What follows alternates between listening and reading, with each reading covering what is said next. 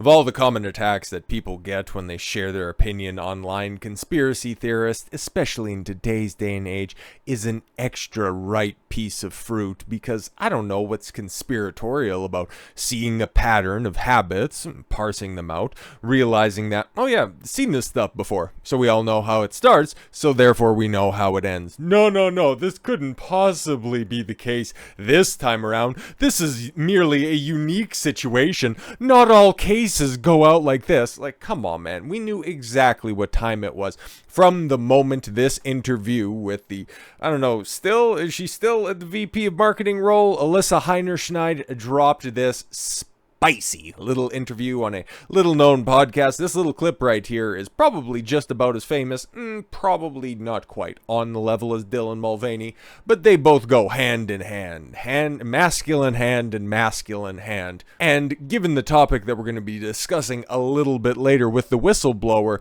we might as well take a trip down memory lane and take a look at this clip one more time for the people in the back who, of course, have not had the privilege to either refresh their own memories or see it in full to begin with. It's only a minute long. How could this possibly take all that much time? I'm a businesswoman. I had a really clear job to do when I took over Bud Light. And remember, she also took over right before the Super Bowl. She took over basically at the beginning of January this year. So good record that she has so far. And yeah, no word so far on if she's ever going to come back from that leave of absence, right? It was, this brand is in decline.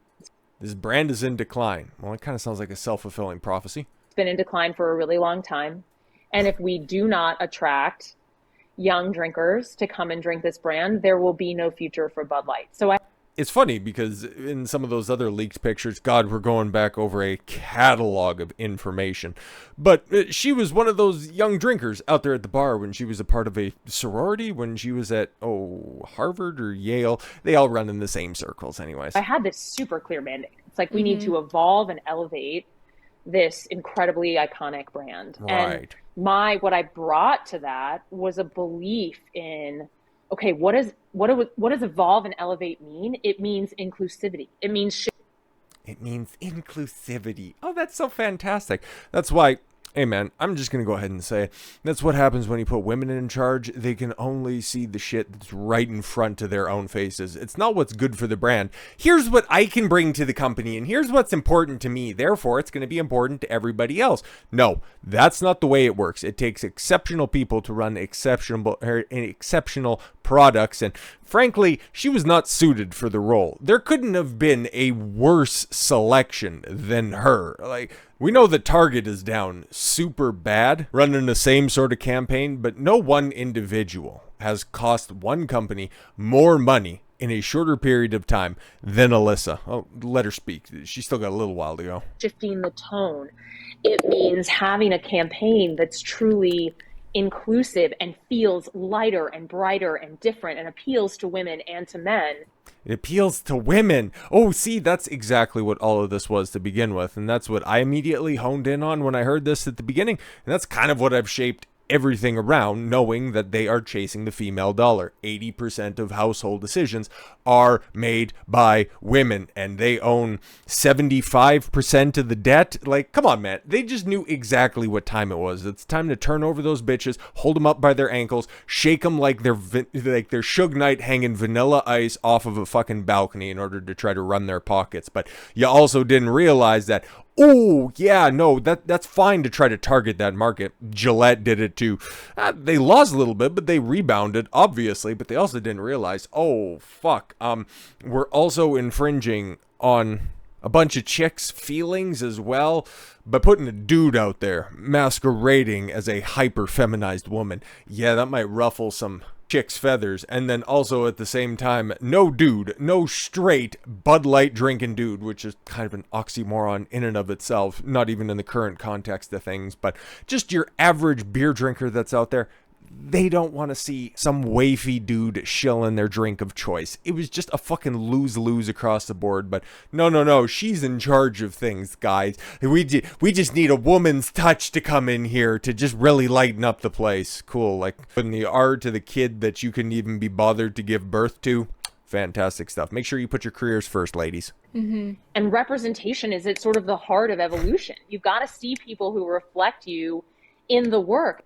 Oh, I've only ever heard women and feminized men talk about that. I need to see myself represented out there. Otherwise, I can't relate to a product. Yeah, that's why I like sports so much, because I also identify as a Dominican Republican who has to hit his way off the island. Okay, that's why I used to like, Teenage Mutant Ninja Turtles, because I, for one, also have a shell on my... Like, what the fuck are you talking about, you absolute mong? And I don't even necessarily know that that's true for girls as well, because you take a look at what they used to watch back in the cut. Like, I can think about, my sibling, her friends. I guess it just, kind of bears repeating for this. And it's like my sister and her friends, obviously, Like, what was one of their favorite shows growing up? Oh, Sailor Moon. Not exactly all that Japanese, right? Like, I could sit here and pull anecdotes out of the hat for the rest of the day, but I think I kind of get the point across that this is one of those new age, stupid-ass, unborn-out, unscientific, unverifiable claims that a bunch of millennial midwits who haven't touched grass in fucking decades, who sit in their C-suite offices and huff each other's farts all day. That's what they discuss. Oh, those people, they don't, what do they watch on television all day? Oh, well, what's the most watched show that's out there? NCIS. There must be a whole bunch of investigative criminologists that are out there. Therefore, they have to relate with what they see on television. Are you... fucking stupid, man. It's always been terrible argumentation, but now, hey man, especially in retrospect, we can go ahead and see for the first time ever verifiable proof that your ideas don't fucking work in the real world. And we had this hangover. I mean, Bud Light had been kind of a brand of fratty, kind of out of touch humor. It's so funny. God, that's kind of terrifying because it's also full screen on my screen. And frankly, I'm just going to go ahead and do us all the favor and, save the last 5 seconds because we all know how it ends. Fratty, out of touch humor. So what were you going to replace it with? Somebody who's doing a cheap female impression? Yeah, that's fantastic. That's far more funny because whenever I look for arbiters of comedy, I always go down to my local sewing circle. So by giving us a refresher course on that little clip right there from the VP of Marketing, the lady who was in charge of this entire debacle, it kind of leads credence to this whistleblower. Now, I don't like who's running the interview. One of the OG conservathoughts, Tomi Lahren, pissed me upon her. Let's not discredit the information that's on display right here. They're saying this is an ex-employee of Anheuser Busch. The whistleblower alleges the Mulvaney fiasco was totally fucking planned. Of course, it makes a lot of sense, right? In the context of that clip right there, they're just going to go ahead and try to move, kicking and screaming because some bitch said that it'd be a great fucking idea. Good stuff right there. But then you also couple that up with every single predictable shield that you can possibly get. And the highest order one right now, well, that's trans. 1000% that's trans. So if the marketing opportunity didn't end up boring out, well, you can't attack us, you're transphobic. But then what's the counter to this? Oh, it's just a bunch of conservatives being anti-LGBTQ. We don't like them. Good.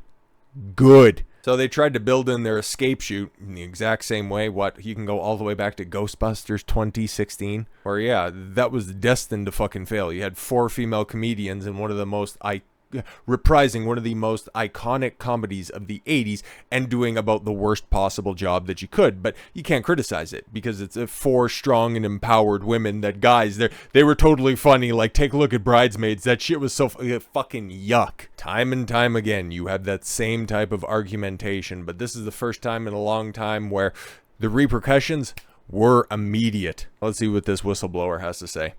Bud Light controversial partnership with transgender influencer. It's so funny because this it appears to be a reprint from Fox Business, and we also know, thanks to a couple of releases, which we might have to get to sometime soon, about Fox kind of doing the whole Ben Shapiro thing. They have a public-facing persona and then a private persona that's totally different, where they're totally anti-woke on the outside, but then on the inside, they're running all the same DIE training over and over and over again. Fucking hilarious. So it never ceases to amaze me, the framing and the phrasing that they will use when they're trying to set forth one of these, progressive stories. Oh, we're going to fight back by capitulating to their language and framing on every topic. Good stuff right there. Just once again, tell us why we should vote for John McCain in 2008. Change, my friend. Fucking neocons.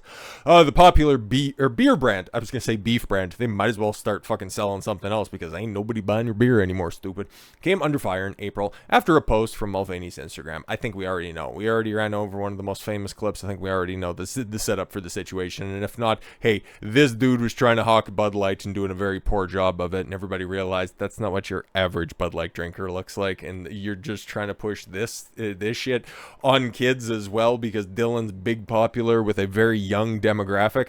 That's a problem in and of itself, but that opens up in another can of worms that Ted Cruz, even though he's done some monumentally dumb shit in the convening months, was onto something by wanting to take a look at the business practices that InBev was also practicing by enlisting somebody who appeals specifically to children. That's, again, another big reason why cigarettes couldn't be marketed with Joe Camel anymore, because he looks like a childhood mascot. So, more stories another time. Employees expressed the fact that they were shocked. Why would we do this? What were we thinking? Especially now. This is the worst. It's like the worst time yet. It's the best timing if a company were trying to change the way it operates from the corporate level. And that's just my opinion, the whistleblower said. All of this in the context that the CEO insisted the statement that it never intended to be a part of the discussion that divides people. Right, the previous statement that was out there, but I think we have a development. We might talk about something like that tomorrow. The ex-Anheuser Busch worker suggested that the move was intentional. Yeah, exactly. We knew it was, just didn't think that they'd go that far or face these severe repercussions. Not saying that's a bad thing at all.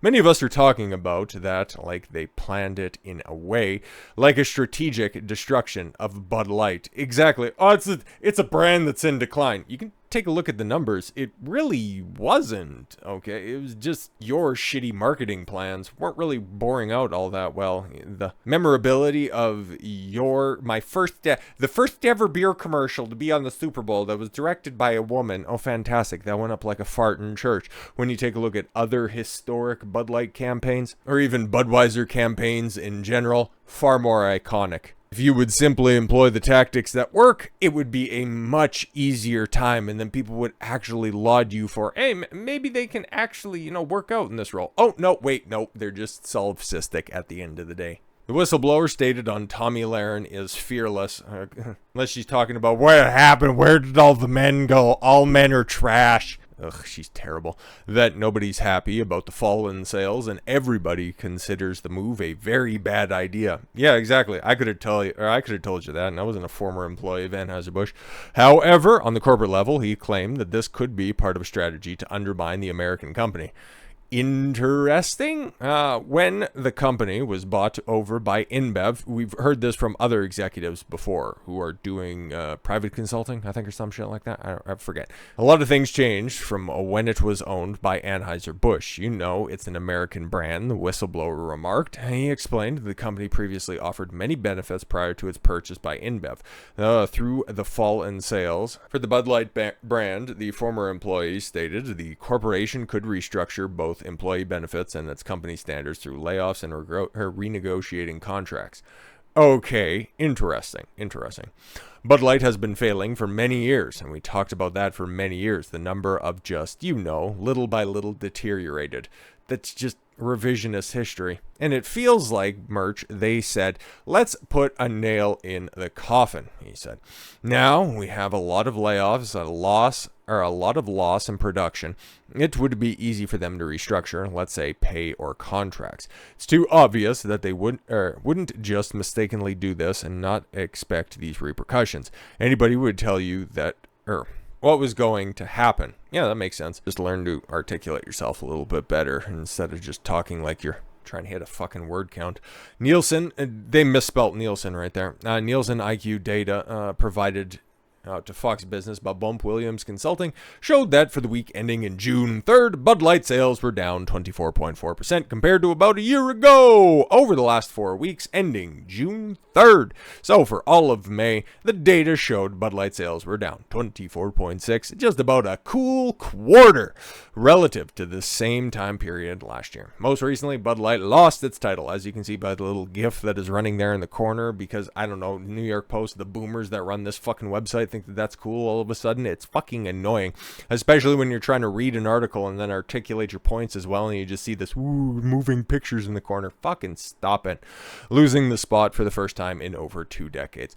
I'm angry, and I'm pissed, and I'm angry, and I'm not going to take it anymore at the company on a corporate level, just because they had to have known this was going to happen, and they let it happen anyway, the whistleblower remarked. He concluded, as for why, it's all just speculation, but from previous years and the way that they tried to take away the way the company is run from the past to now, it's not the same company it was when I started.